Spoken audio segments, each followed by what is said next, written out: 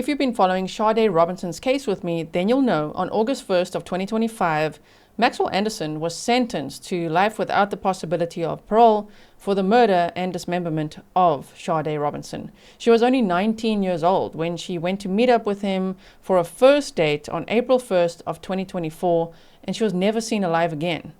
Like, they went to public places. They went to this place called the Twisted Fisherman and then Duke's on Water, and then they went to his house. And from there, she was never seen again. Her car was burnt. She was dismembered, and her remains were scattered all over Milwaukee to the point where they haven't even found all of her yet, which is even more heartbreaking for her family. And they really hope that they will find the rest of her. But I'm saying all this right here before I present our special guest here today, because this case absolutely comes with a trigger warning, and some of the conversations that I'm about to have with lead detective Joanne Donner, who did such a phenomenal job on this case. Just know that some of the topics, could be distressing or upsetting, and if it gets too much for you, just know we'll always save you a seat, and you can just come back anytime. And let's get to it. Introducing the one, the only lead detective in this case, Joanne Donner. Please note that this content is for adults only. Viewer discretion advised. If you haven't yet, hit the subscribe, like, and share.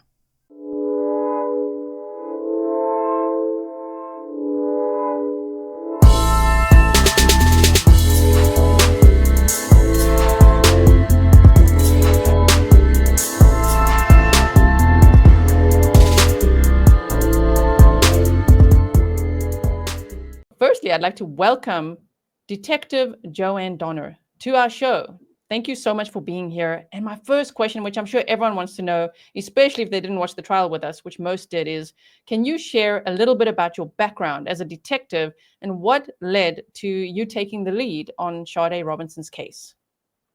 Sure. So, as of this coming Monday, it'll be 25 years with the Milwaukee County Sheriff's Office. I actually started out um, as an auxiliary officer for a different agency, then went to dispatch, and yeah, I became sworn 25 years ago. I've worked in various different areas in my agency, from the airport, patrol, the jail, and I was even in the parks on horseback for 15 years. And now I'm up in CID. I've been there for the last 7 years. So our unit is a little different. There's not very many of us. We work day shift Monday through Friday, and we have people that are on call rotating, three of us at a time for the evenings and the weekends. So this was on an evening, and I'm the one that got the call. Um, I don't know why my inspector picked me to call first, but he's just sent me down to Warnimont Park for the leg. And since we didn't really know what we had, I didn't call anybody else in until I got down there and realized that no, this is not an accident. This is not some misfortune. This is definitely a homicide. And that's when I called my other two partners in. And for those who don't know the case very well, what happened was that the call-in was for a human leg found on the beach in Warnimont Park, right? That's correct. Yes. Oh my goodness.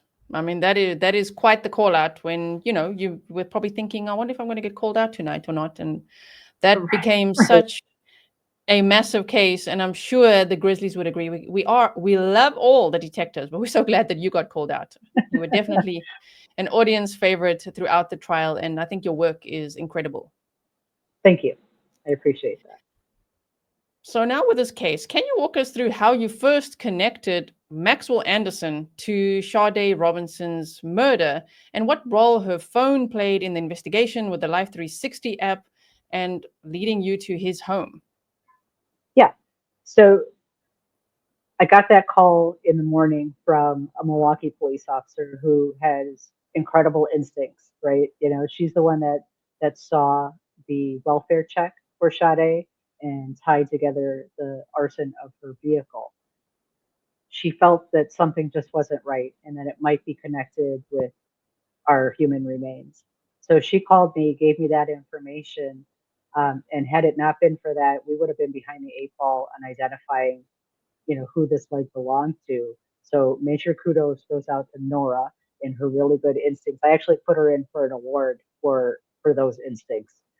But we were able to initially just investigate this as a missing person, right? Because we couldn't totally say that this leg belonged to Sade. So we're investigating a missing person.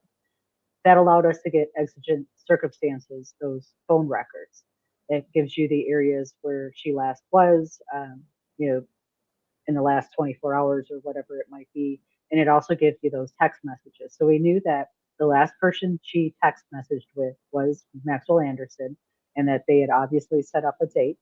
And then we were able to, piece together her cell phone towers where she was that showed her at his residence and then traveling all over Milwaukee, as most of you probably watched in the trial, and then ultimately landing at Warnimont Park right before her cell phone dies at about 4:30 in the morning.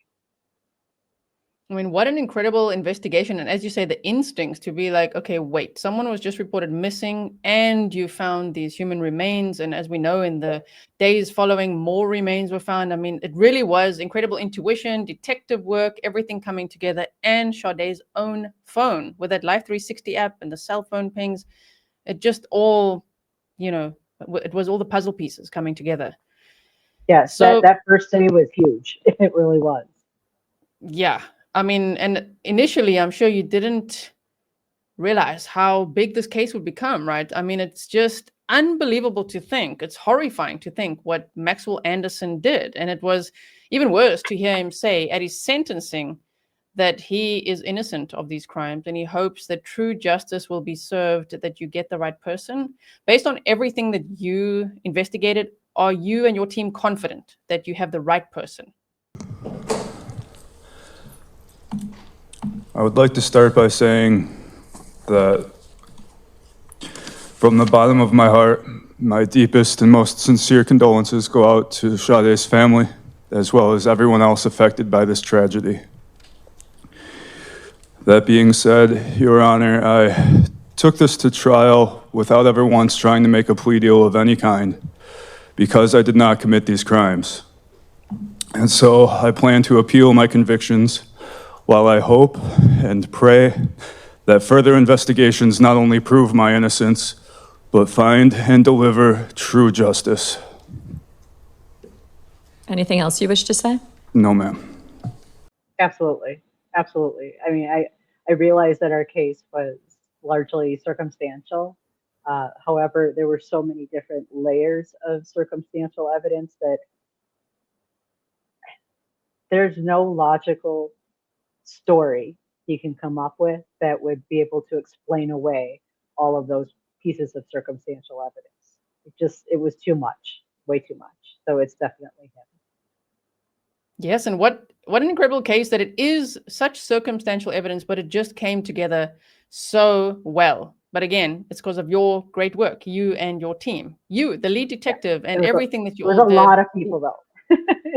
A lot of people, and the hours of video that you must have watched, the video surveillance, everywhere Sade's car went. I mean, it must have taken many, many hours of work to complete this case. Absolutely. Yes. So during the search of Maxwell Anderson's home, we all been wondering about this. Investigators found women's clothing hidden between the basement support beams and in the foundation wall. What conclusions did your team draw about the significance of these items, and were they linked to Sade or any other potential victims? So, yeah, that was actually found on day one. As it was mentioned at trial, I wasn't actually present for a lot of the search warrants. I was back at the office. I was writing all the search warrants and working on other things and coordinating other things. But when they started to find the women's clothing, they called me, and we immediately slowed things down because I mean, I think it's natural, right? That your first thought is, oh my God, is this serial? However, even though that the clothing was various sizes and styles and whatever, I haven't been able to connect it to anybody else, and I was not able to connect any of it to Sade. I think that maybe Maxwell got around a little bit, and ladies left behind articles of clothing, but I don't have any proof that anything nefarious happened to any of the previous owners of this clothing. That's interesting. Do you think he could have a background of voyeurism, perhaps? Because that's where my mind went when I heard that, and that he's like a little, I don't know, rat packing the things, like, because it's where he hid it as well. That's so weird. It's so weird to hide it. Like, it was very weird. Yeah. I don't know. You know, nothing would surprise me with him right now. So I don't know. yeah, I'm sure we do. That's why you're here. We have a lot of questions of just like, there's still a lot of, Are you still investigating him for any other potential links to any other crimes? So I have been from the beginning. I have reached out to a lot of other agencies that I know of where he may have lived or even visited, inquiring about cold cases. And it's something that I'll continue to do. I have entered this case into the federal VICAP system in case anybody has something similar that they're investigating. I have not gotten anything close to, this type of a case. Well, I'm not 100% convinced that he may have murdered anyone previously. I wouldn't exclude the idea that he's been violent towards women before. That would make sense as well. That and apologies for saying something graphic, so trigger warning to everyone watching. But they described the dismemberment as him disarticulating bones. So doesn't that take practice? I mean, the guy, the amount of time he took, it just didn't seem like someone's first time. So I don't know if he ever practiced on animals or something like that. Did you find any evidence of that anywhere in the home or anywhere else that you've investigated? So no, nothing like that. And the reason I say that I don't think that he's done something like this before is actually because of the way he did do this. It was very messy. It wasn't. He was not organized with it. And again, as you mentioned, trigger warning. I am a cop, so I just speak very bluntly and very plainly. But he would saw through the flesh. And let me rephrase that. He would cut through the flesh because it was a non-serrated knife that was used. And once he reached the bone, he apparently didn't bring the proper equipment to finish that job.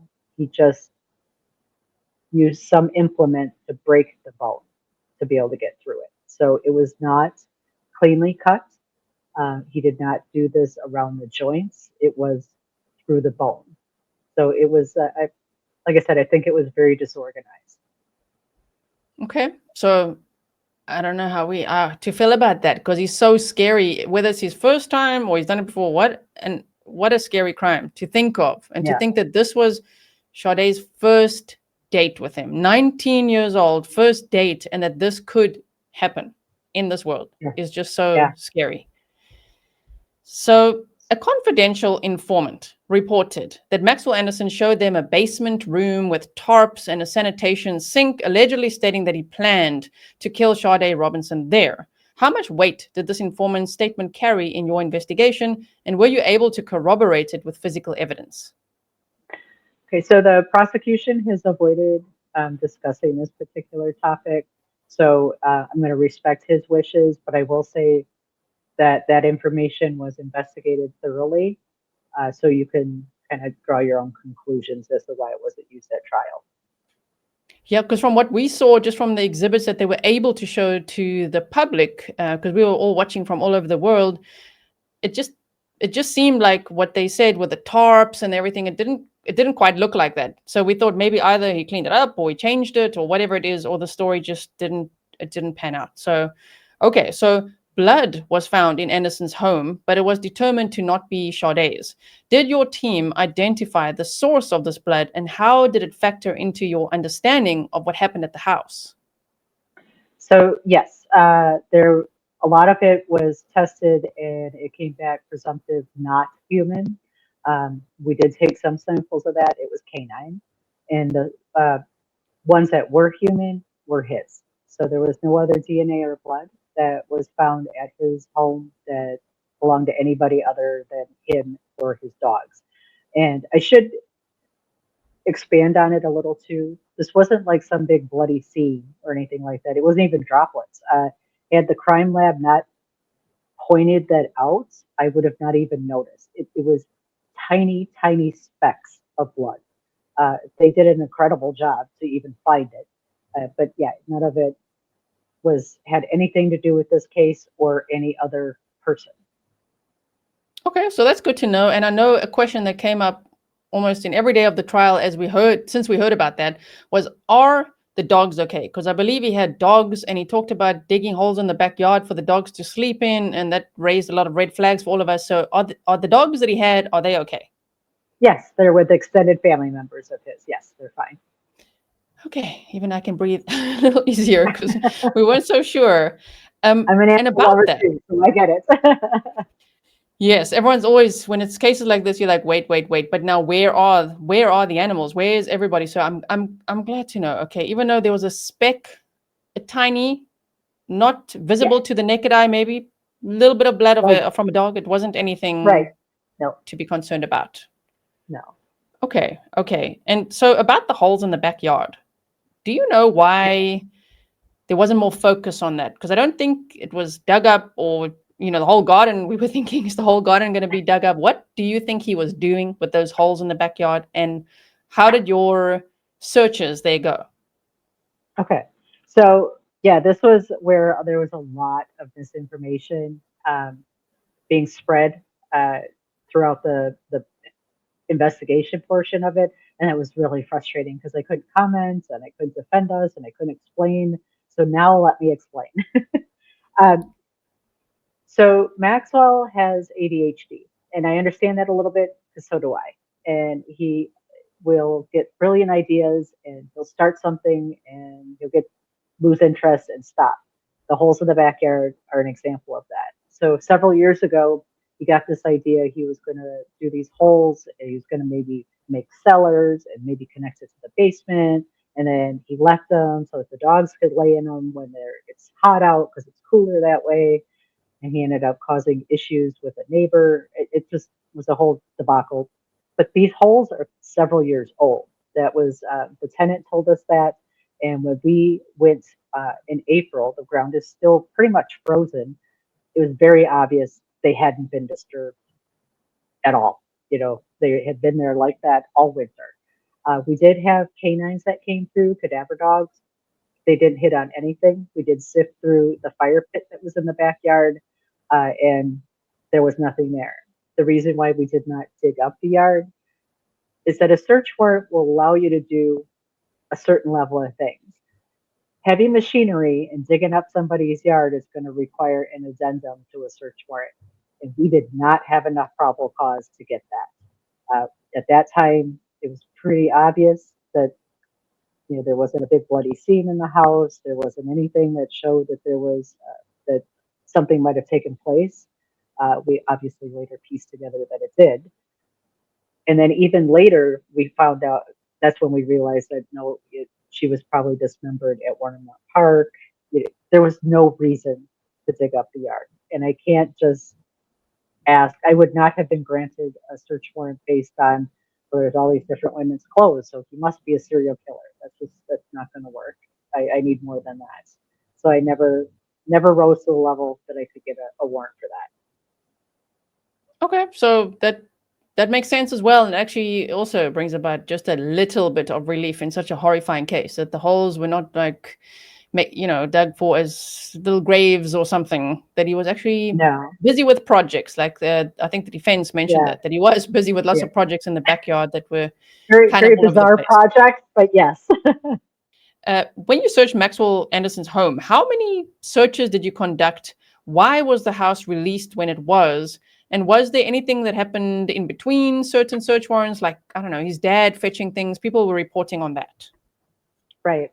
So the initial one was the day that he was arrested. So he was actually arrested at the time he was, because he was en route to the house at the same time our SWAT team was headed there to execute the search warrant. It's safer for him to not be there when the SWAT team gets there. So that's why we did that traffic stop and took him into custody. So we essentially, from the time he was arrested until the following evening, that house was in our possession.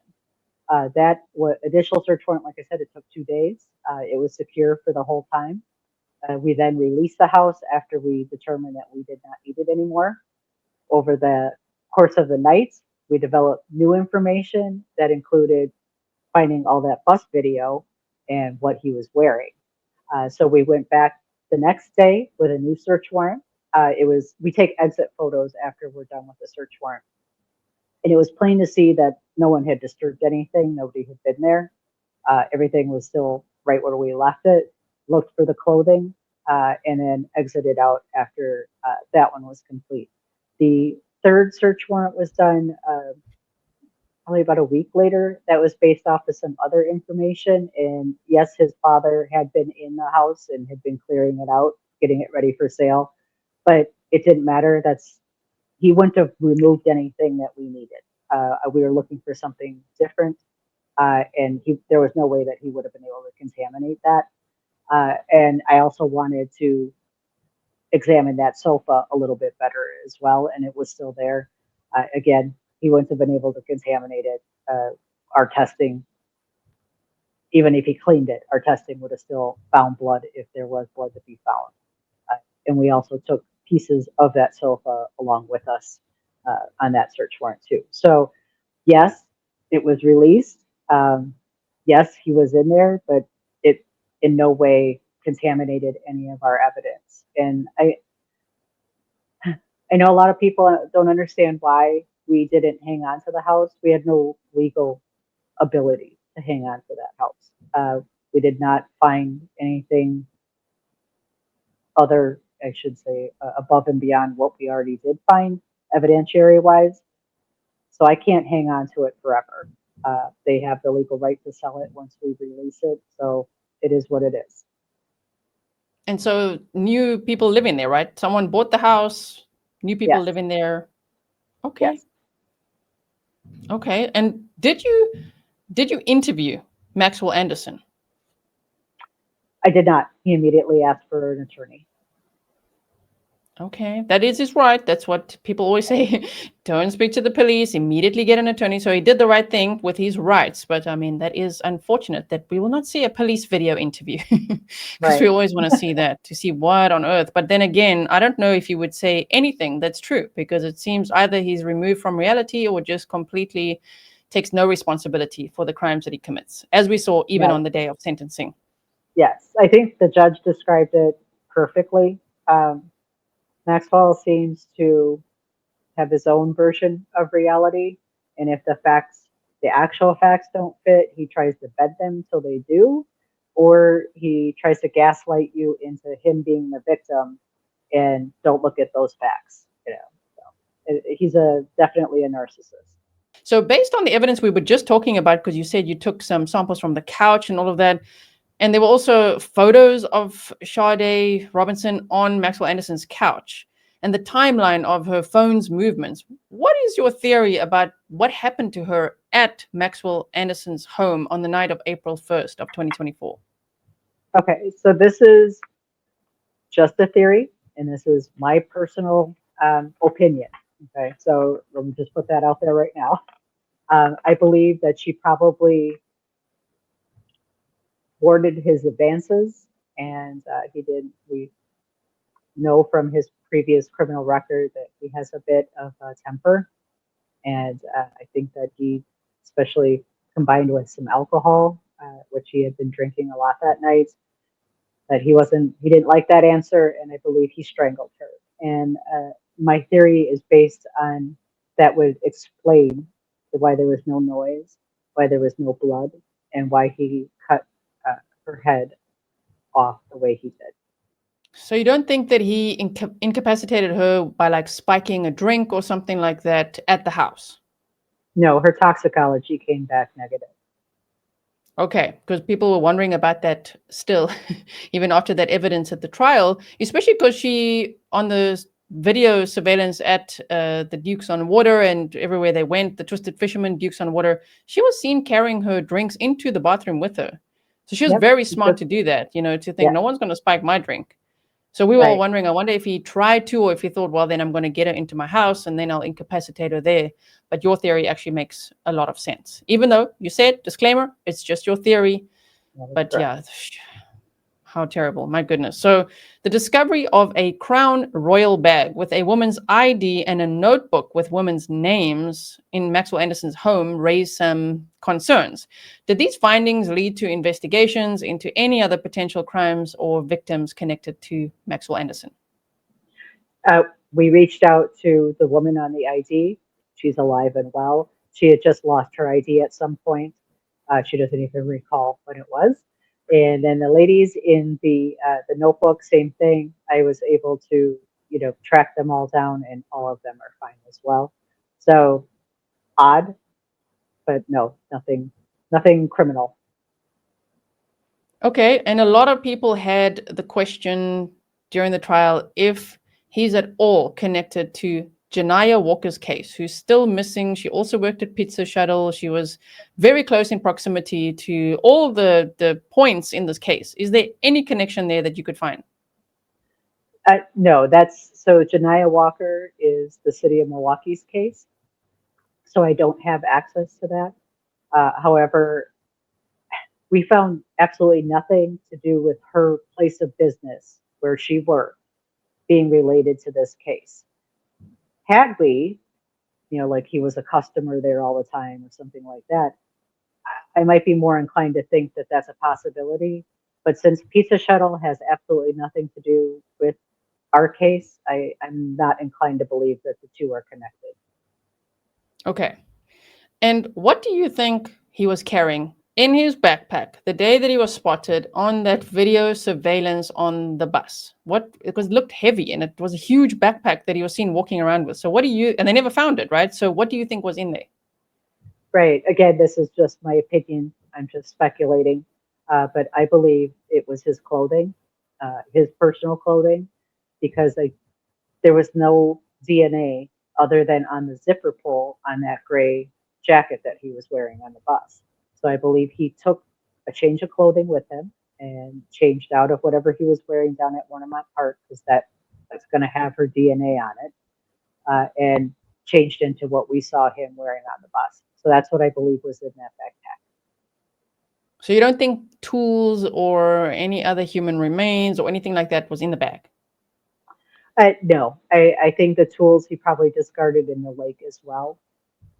So I just think it was clothing, and he may have transported the human remains that we found on the north side of Milwaukee at some point, but I don't think he kept any. And speaking of that Warnimont Park beach that he called his secret beach with one of his girlfriends, is it not quite dangerous to go down there at night with the tide and everything and the time that he went down there? I mean, how on earth was there even enough beach for him to go there to, I believe, the theory is that he dismembered her there. That is scary. Right. Yes. And I wouldn't even really categorize it as a beach, because that kind of implies sand. This is actually rocks, and they vary from like the stones to boulders to the big rocks. So it's more of a shoreline than it is actually a beach. It was precarious. It was a little precarious the next day for me walking down there in similar weather, wet, slippery, and to get there from where that pump house is, it's a little bit of a drop. I mean, it's not much, but I'm a little older, so it was a little precarious for me to get down there. It had to be a bit of a task. I think he just chose it because it was something familiar to him, not necessarily for the ease. And it's not frequented very much. It is a very isolated beach, not easy to get to. So do you think from the footage we saw of the shadowy figure kind of going down that cliff that do you think he dragged her body down there or carried her down there? I do. Yes, I do. That makes that footage even more eerie. Because, I mean, you can't see much, but you can see enough to know that's a person in that tree line and they're doing something and they're carrying something. I don't know, a shame. And you can see that final clip that we show. If you look closely, you can see the outline of the backpack. So at some Oh, point, wow. yes, I believe that her left leg was in there. The pieces of her left leg was in that backpack. Oh my goodness. And do you think, again, trigger warning, everyone watching, do you think because they have never found her head, that it's also somewhere in the lake? I do. I do. So similar to the shoreline, for a little bit of a distance into the lake is the same terrain. It's rocks, and unfortunately, they're all about the size of a head. And she had longer hair, and if her hair got caught in those rocks, that lake is going to keep it for a while. That's just the unfortunate part. But do you believe that one day, like personally, do you believe that the rest of her will be found? It will be, and even if I'm retired, I will be there for And then you come back to talk to us. it. Because yeah, I know you would never give up on that. I've seen some of your other interviews as well. And I must say, if I was in the area, I'd be so, determined, because that is the most heartbreaking thing for Sade's family, that they didn't ever get all of her, as we saw even Yeah, in victim impact statements. It's just, that is even worse. So I really hope that they find all of Sade, as horrifying as agreed. that is. If someone is watching and you do not know anything about this case, I hope that you'll do your homework, because it's really, really, it's a terrible case. So during the search of his home as well, there were notebooks, there were journals described at the trial. Some of them had women's names. There were drawings and writings. Was there anything significant in there? Did he have any, I don't know what, fantasies, drawings, things that gave clues into his even psychology that you found in those notebooks? Yes, like I mentioned before, I had an inclination that he was ADHD, and the notebooks and all that kind of solidified it. Um, like I said, I have ADHD. I have a lot of notebooks and journals. Usually, have like the first 4 pages have something in it, and then I discard it. you know, um, so it was a very similar, and it was kind of random. Like there, you could see that he jotted down. I don't know if he had the idea he was going to be a stand-up comedian. He jotted down some stand-up material. There'd be random notes about like educational stuff. He was writing a sci-fi fantasy book. The women's names. It was interesting because he would write down next to them, like, what their political view is, or avoid this topic when talking to them. Or I think it was just his way of reminding himself what he can and cannot say around them, and what their personality type was like, if that makes any sense. Weird, but nothing that was like too off the wall for me. The drawings, again, I think he was very into like the sci-fi fantasy novels or movies, things like that. So a lot of the drawings were based on that. Just an odd character, but yeah, nothing that was too creepy, I should say. Okay. Okay. And I think so many of us in this community can relate to you in the ADHD. Just like I'm sure 80% of us in this community will be like, yes, me as well. They're going to like you even more now, if that's even possible. So, Anderson's criminal history, they actually outlined it at the sentencing as well, includes domestic abuse, disorderly conduct, drunk driving, and now we heard also urinating on cop cars and things. Oh my word. Did this background influence how you approached the investigation at all? So to a degree, I when we get that criminal history, we basically just get what the charges are and what the disposition of those charges. It takes a little more effort to find out the backstory on it, and we didn't find that out later until much later. The charges themselves, not really red flags, right? A lot of disorderly conducts that got pled down to disorderly conducts, and when we found out more about what the charges were stemming from, that threw up the flags. Like, yeah, he's obviously got an explosive temper. He definitely needs to be the center of attention.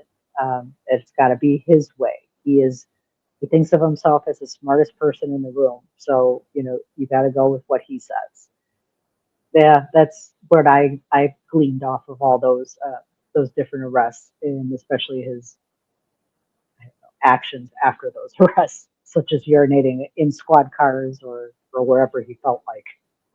Right? It still continued on. Even during the trial, they said he on purpose did stuff in his pants on the Yeah, way back to yes, the he jail. did. Like, what?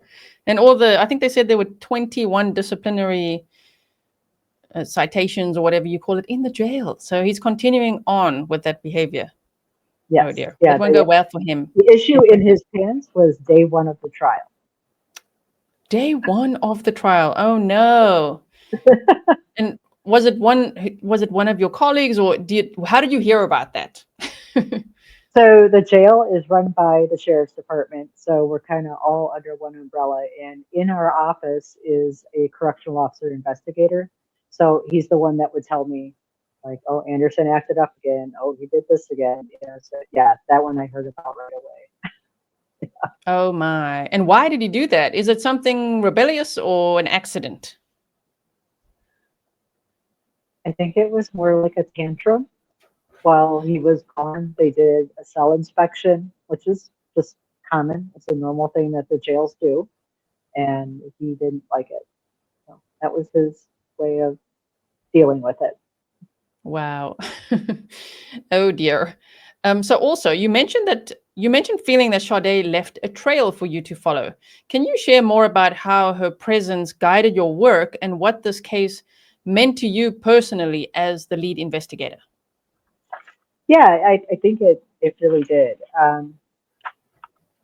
You know, her Life 360, she had the forethought, right, to have Life 360. And I had that app prior to this case.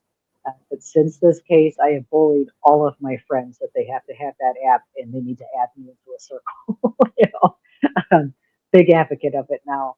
Uh, and I know I think had she not had that forethought, this case would have been a lot harder. But she was a sensible girl, right? Um, she just having all the I should say this is just modern policing, really. The electronic, the digital footprint is huge. It really is. I mean, he thought he would throw us off base by leaving his phone at home and playing a Netflix show to claim he was in an alibi. But we have experts that can break down second by second on your digital devices and know uh, that hey, that wasn't you that actually turned that on. That was just an automatic thing or whatever. But yeah, she. I don't know. I know I didn't meet her. Obviously, I didn't know her. I did feel very connected to her because that was such a horrific way to be disposed of, and that's a horrible thing to even say that somebody was disposed of, right? Yeah, it felt personal for me. Right. So, yeah, I'm sure. I mean, you could tell in your work as well that your heart and soul was in it. And I think, and my community thinks you did an amazing job. So, Oh, hopefully, we're with you in spirit now. That you can feel that we all have your back as well as the investigation continues, as you continue to look for the rest of Sade. well, I have to thank your viewers too, because I am one that I check live streams. I did throughout the trial, and I would do that in case something that I see might be mentioned several times, like they are not understanding it or whatever. It's viewers and comments and posts are a good way to tell whether or not we're heading in the right direction for a trial. Because if they're not understanding something, the jury probably isn't understanding it either. So yeah, I check the live stream. I am a member, and I don't need to be an honorary Grizzly. I am a paying You member. are an honorary Grizzly. If they didn't say that a lot in the chat, you definitely are. And I can't believe you're a member of my channel too. What an honor. For those wondering, how did you even find, even though you kind of answered it now, but for those wondering now, going, wait, how did you find Grizzly True Crime? How did you find the Grizzlies? Yeah, I would just search Maxwell Anderson trial, looking for whoever might be live streaming, and then I would check the live chats, and that's how yours came up. And I would, I'd watch a little too of live stream or whatever your coverage was. And I will have to say, I was thoroughly impressed. There are so many cable crime show hosts or whatever, they sensationalize, they speculate, they put out false information, and it drives me crazy. You were so cautious to be sure that you were only reporting known facts, things that were verifiable. And that's how I got really impressed with your channel. And that's why I became a member. Thank you so much. Oh my goodness. This will be a feather in my cap forever. Thank you so much. My goodness. So yeah, and I do always want to be accurate. That's why I like documents, probable cause affidavits, all of that. So do you think that this crime was premeditated? And what do you think Maxwell Anderson's motives were? I don't think it was premeditated in the way, like, he set out to have this date with her in order to kill her. I don't think it was that level of premeditation. If that were the case, I'm not sure he would have taken her to all these places that he's known at, but I could be wrong with that too. I'm not sure I could ever get in that man's mind. And when it comes to motive, I'm speculating, but I think she turned down his advances, and that obviously now documented anger problem that he has that just kicked in. So, and this goes anywhere. Premeditation doesn't have to be planned out days, months, hours in advance. It could be literally seconds before they do it. Oh, it was so sad to see all that footage from Twisted Fisherman and Dukes on the Water, because it's not like he looked like a really fun date, right? He was like really a terrible date. And she was so polite, and it's he didn't seem very attentive to her at all. No, shame. So that would be a lesson. We never want to victim blame or shame. Never. We don't do that here at Grizzly True Crime. We just like to learn lessons sometimes. So we were all saying during the trial, like watching that footage, if you feel uncomfortable or someone's treating you with utter disrespect or is just so boring, it's okay to leave, to be like, I'm getting out of here. I'm done. Don't worry about them getting angry or whatever it could be or disappointed. You respect yourself, you get out of there and just say, this is a waste of my time. Because I think she was so kind and so polite, and he took advantage of that. I agree. Yes. Do you also think that he manipulated her into giving him that ride home? Because I feel like at that point, it even looked like she maybe would have wanted to, I think she was thinking, when is this date going to be over? But do you also think that he was like, maybe you could give me a ride home, otherwise I have to get an Uber or catch the bus, right? Right. Yeah, probably. I wouldn't doubt that. He does Uber a lot. I think, believe it or not, he must have learned his lesson with his second operating while intoxicated, because he takes Uber a lot if he plans on drinking, which explains why his car was parked at Victor's nightclub. That's where we picked it up and followed him back to his house. But because I believe he was drinking the night before and he didn't want to drive his car. But yeah, I imagine there probably was a level of manipulation there. Shame. And even it could just snowball, because maybe when they even got to the house, she's like, okay, bye. And I'm just speculating, but he's probably like, no, just come in for a coffee or whatever it is. Right. It's so sad, because we kind of taught as women to be polite and all of that. But sometimes, no, just a kick in the teeth, getting out of there would be a good idea, which is just so sad, because you would never think that this could happen. A first date, going from first date to murder and dismemberment is, you would just never imagine that. No, never. I've been on a lot of first dates. No, I cannot fathom that. So also, that's a good point you made with his car being parked at Victor's and him taking an Uber to the Twisted Fisherman. So it's premeditated drinking. That's what he was actually doing. What he was premeditating was he's going to drink a lot and then hopefully take his date home, which unfortunately he managed to do. And then the theory is, because of his anger problems, especially when drinking, that he would then, if she didn't accept his advances, maybe strangle her. Oh, yeah, that's true. He ought to know his own anger issues, especially when drinking. So, yeah, I definitely hadn't thought of it that way. So, yeah, that is true. Was it a bit odd today at the sentencing when his family said that he, was like so basically like such a kind, nice guy. But I mean, we know about the disorderly conduct and attacking his grandparents and his mother and everything. So I think they had some inkling that he had some anger issues, right? I would believe so. I mean, I empathize with his parents as well. Who thinks that their child is going to do something like this? And that's got to be a horrible position as a parent to be in. I mean, at some point they had to realize that, yeah, your child really did do this, despite what he's telling you. He really did do this. And then you have to come to grips with that, but yet they're still your child, so you want to support them to whatever level that you can. Uh, I don't, I try to put myself in their shoes. I have a 20-year-old son, and I try to put myself in their shoes, but I'm like, I don't know if I could ever completely wash my hands of my child. So I get that, it might just be my parental role might take a different form if it's just putting money on their books or something like that. But I don't know if I could ever completely wash my hands of them, and no matter how horrible of a thing that they've done. So I did empathize with them.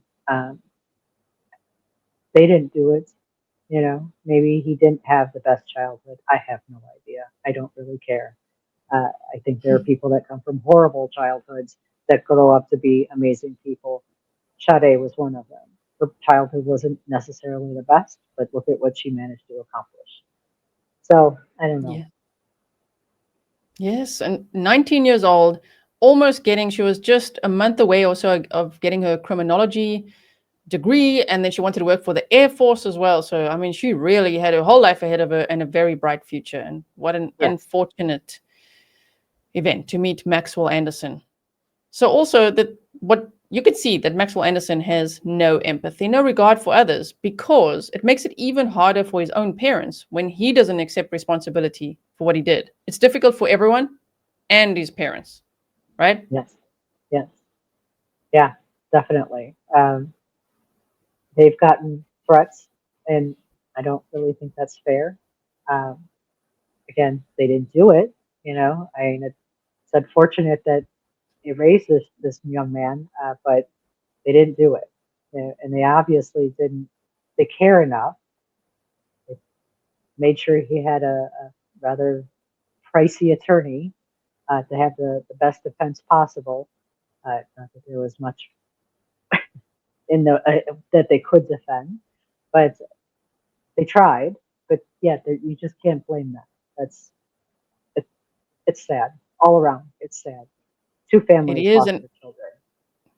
yeah, and I mean, today we heard that his dad also spoke at sentencing, and he was saying that he lost a son before as well. I can't recall how. I can't remember if it was from a drunk driver or from what. Do you know what that was about or I not? have no idea. That was the first time I heard that.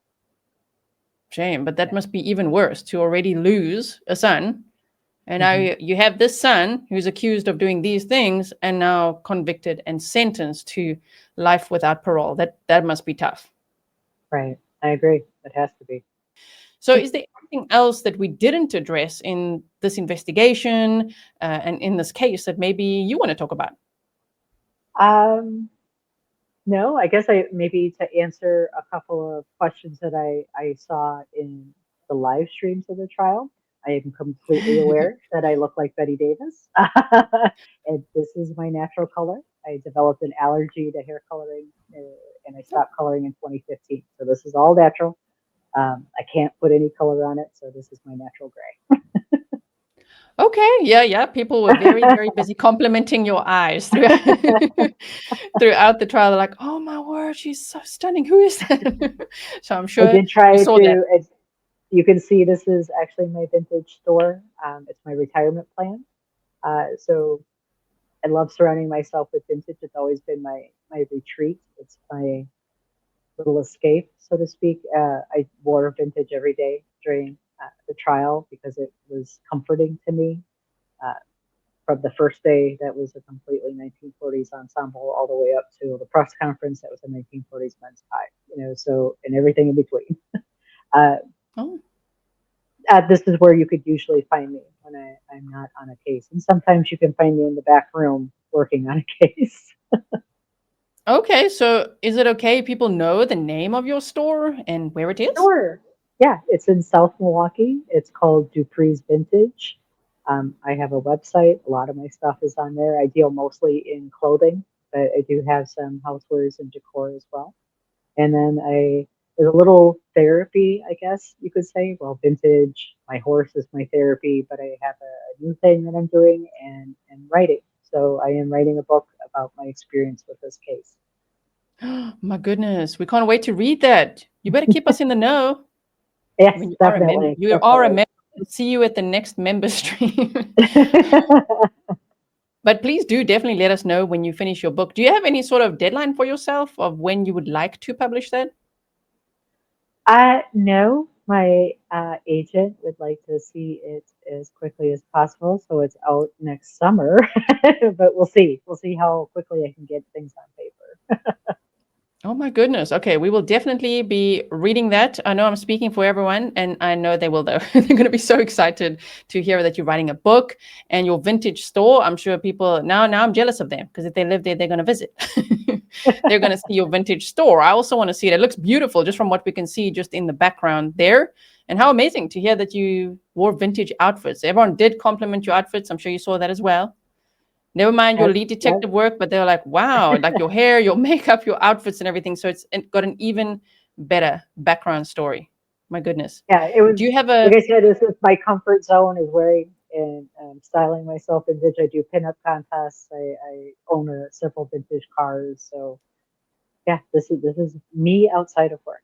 Oh my goodness. And do you have an Instagram page, a website? Do you have social media where they can follow you?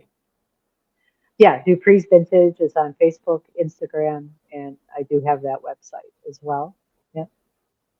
Okay, excellent. We're all going to go follow over there. I'll make sure to link it in the description box as well so everyone can find it very easily and follow you and support the work you do. That would actually be a question that many would ask is with all, the heaviness of these cases and the hours that you put into it, how do you do that every day? How do you find balance? I know I also get the question and I'm just a YouTuber. So how do you do it with everything that you have to do and see? So my mother asked me this not that long ago, and I think it's a little bit of a switch that I just turn on when I go to work that I can't let that affect me. So I guess that's why there's so few cops, right? Or people that can deal with this kind of thing, that we possess that switch. It just doesn't, I don't allow it to bother me. I let it, I know this is probably not healthy. I let it build up until the end, and then I can deal with it. And usually by that time, though, I must have internally processed it enough that it's not too bad. But I do make sure that I have healthy outlets. So, my passion for anything vintage, my horse, I have a motorcycle. I like to sew. I do a lot of repairs on vintage clothing. So I enjoy sewing. I have a lot of healthy outlets. And like I said, writing. I also am working on a children's book series about my police horse and his many, many antics. So working on that too. Oh my goodness. And they think I never sleep. I think you never sleep. Yeah, probably not. No, the ADHD doesn't help either. I think it would be the coolest thing to see you on a motorcycle in Milwaukee, vintage clothes. Can you imagine? If people spot So, you, they're and going to wave at you. Wow. one of your viewers mentioned, because I have commented on a few of the videos, so my handle is misdemeanor, a Now we play on know. words. Yeah. And that's also my pinup name. So when I compete, I am misdemeanor. My goodness. And can we find that as well? Like when you've Yeah. been like a pinup model, we can find that too? Yeah, I do have a Facebook page for that as well. I'm not very active on it. I have probably 4 Facebook pages I have to monitor and and run. So yeah, I'm not very active on that one. Sorry. Wow. we're gonna link it anyway so that people can All find right. it. Oh my goodness, it's very fascinating what you do, and I think kind of compartmentalizing like work time and then the Yeah. balance. I also do that because I mean, even though I'm just a YouTuber, but the true crime, the amount of articles I read, the amount of this topic that one absorbs when you want to get it right and you want to do things accurately and all of that. It's a lot of time and energy into this very, what people might think is quite a dark genre. So the balance for me is also, it's like animals in sunshine and, Oh yeah, going yeah, outdoors a yeah. bit. Yeah. So your horse, I mean, you have one horse? I have one horse. He is my semi-retired police horse. He was my partner for 15 years. We have 2 dogs and 3 cats. So Wow. Okay. I'm so honored that you were a guest here on Grizzly True Crime. Thank you so much yeah, thank you. for everything, for being here, for telling us even a little bit about your personal life. I really, really appreciate it. And I hope that you will be back, especially when your books are all ready and whatever other Yeah, projects you have going on. definitely, definitely, I will be.